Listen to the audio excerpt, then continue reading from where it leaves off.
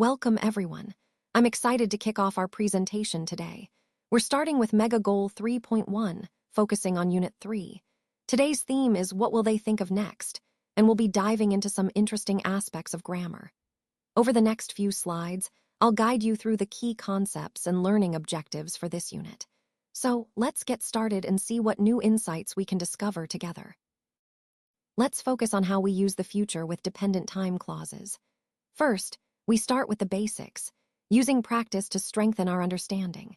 Then, we'll look at how to correctly use the future perfect progressive tense, which is useful for describing actions that will be ongoing up to a certain point in the future. We'll also cover how to properly use the future perfect tense, which helps us talk about actions that will be completed before a specific future moment. The main goal here is to ensure you can apply these tenses correctly in your speaking and writing, connecting them smoothly to the overall theme of planning and anticipating future events. Let's take a closer look at this timeline. As you can see, it provides a visual overview of the key milestones and phases we've identified. Now, I'll walk you through the explanation. The timeline is designed to help us understand the sequence and progression of events. It highlights the most important points, such as the start and end dates of each phase and critical decision points along the way. By connecting these dots, we can see how each phase builds on the previous one, which is essential for understanding the overall flow of the project. This timeline not only keeps us organized, but also ensures we stay aligned with our goals as we move forward. Another example here helps to illustrate what we've been discussing. It's always useful to see how these concepts play out in different contexts. As we go through this, I want you to pay attention to the key points that tie back to our overall theme, how effective strategies can make a real difference. This example reinforces the idea that understanding these nuances is crucial for success. So, let's dive in and see how this particular case highlights the important concepts we've been exploring. Let's look at this example. By the end of this week, she will have completed her homework. This shows that her homework will be finished at some point before the week ends. And here's another one. By 2021, he will have worked in Japan for exactly 30 years. This indicates that, by that year, his work in Japan will be a completed milestone. The key structure here is verb plus PP, plus have and will. We use this form to talk about actions that will be finished at a specific point in the future, often before another event or a certain time. So, the future perfect helps us emphasize the completion of an action in the future. When do we use it? Mainly when we want to highlight that something will be done by a certain future moment. Understanding this will help us clearly express future accomplishments and set timelines for our plans. Today, I want to quickly go over a useful grammatical structure. S plus will have plus V3. This is a way to talk about something that will be completed before another specific time in the future. It's often used to show that an action will be finished before a certain deadline or before another event happens. For example, you might say, by next week, I will have finished the project, meaning the project will be completed before that specific time. The key point here is the concept of finishing something before a set future point. Understanding this tense helps us communicate plans and expectations clearly about the future. It's especially useful in professional and formal contexts, where deadlines and schedules are important. So remember, we'll have plus the past participle is our go-to for expressing that an action will be completed before a future moment or event. So in this slide, we're focusing on how to talk about things we will or won't do in the future. The key phrase here is won't have used, which is the future perfect form. It's used to describe an action that you expect to be finished by a certain point in the future. For example, I might say, I won't have used my mobile by the end of the exam. That means I expect to have finished using my mobile before the exam is over. We also look at how to express these ideas using will or won't. For instance, I will indicates a positive future action, while won't shows something that will not happen. And in this specific case, we're talking about using your mobile phone during an exam, something you likely want to avoid. So you could say, I won't have used my mobile by the end of the exam. implying that you plan to stay away from your phone until it's completely over. This kind of structure helps us clearly communicate our intentions or expectations about actions in the future, especially when we want to emphasize that something will not happen before a certain time. It's really useful when discussing plans, predictions, or rules, like in exams or other timed activities.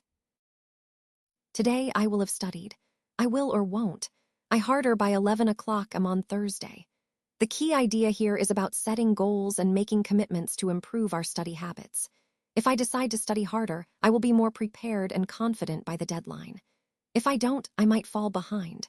Remember, using will shows a positive intention or plan, while won't indicates a decision not to do something. So, in this case, I'm focusing on how my effort today can impact my progress by Thursday morning. It's all about taking responsibility and making sure I put in the necessary work to succeed. Now let's look at some key points about the use of these verbs in different tenses. First, we see taken and have, which are often part of perfect tenses. For example, have taken indicates an action completed at some point before now.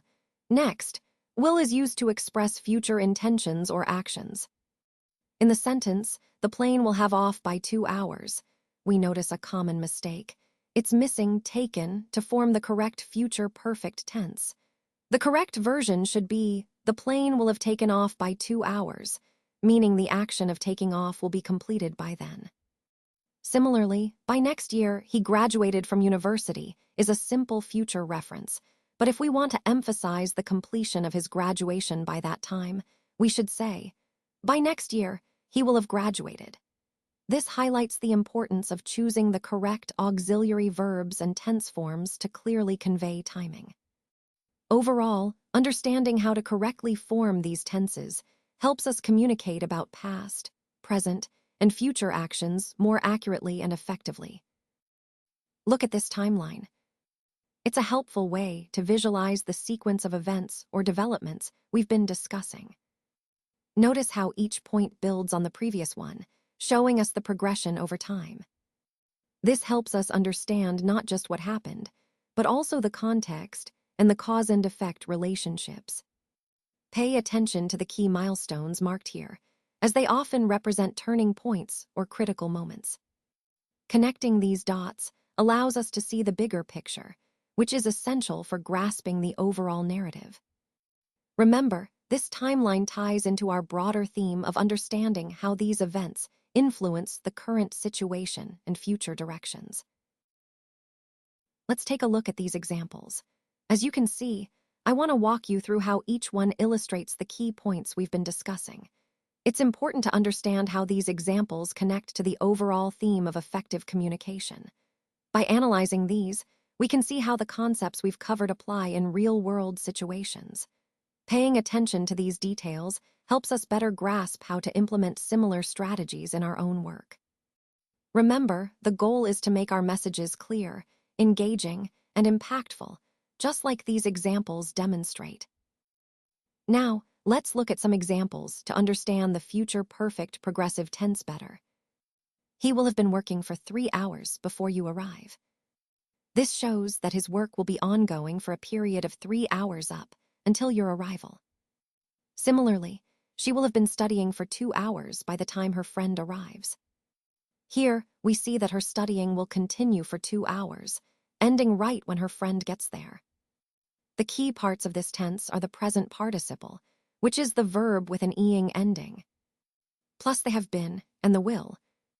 The form is used to show that something will continue up until a specific event or point in the future. When we use for or since, we're talking about the duration of this ongoing action. For example, for 3 hours or since morning.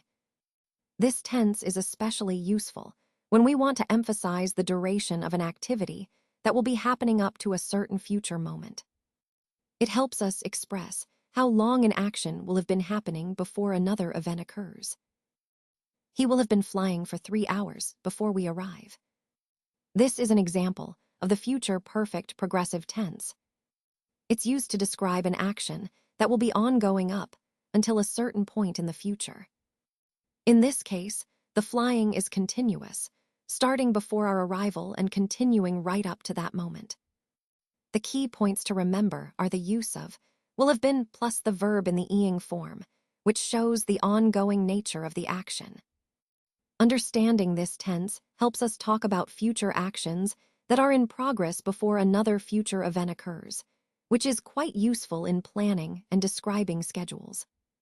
So, when you want to emphasize the duration of an ongoing future activity before a specific point, this tense is your go-to.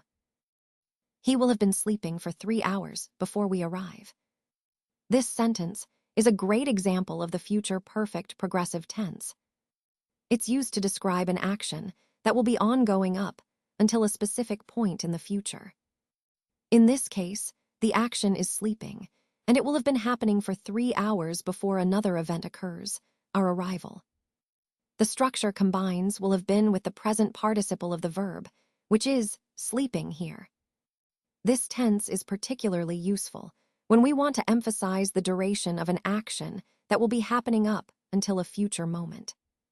So remember, when you talk about actions that are ongoing and will be completed or interrupted at a future point, this tense is your go-to. It helps paint a clear picture of the continuity and duration of future activities. Now let's look at how we talk about future events using dependent time clauses. When we use words like when, before, after, while, or until, there's a specific way to form the sentence. A present tense verb form, not a future one, is used in the time clause. Then, in the main clause, we use will to talk about the future. For example, we might say, I will call you when I arrive, or she will start cooking after she finishes her homework. The key idea here is that the time clause, even though it refers to the future, always has a present tense verb. The future is expressed in the main clause with will. This structure helps us connect future events clearly and smoothly. It's a useful way to talk about what will happen first and what will happen next, all in one sentence. So remember, when using these words, when, before, after, while, until, you'll use the present tense in the time clause and will in the main clause to talk about future actions. This keeps your sentences correct and makes your meaning clear. This slide doesn't contain enough information. That's why we're moving to the next slide.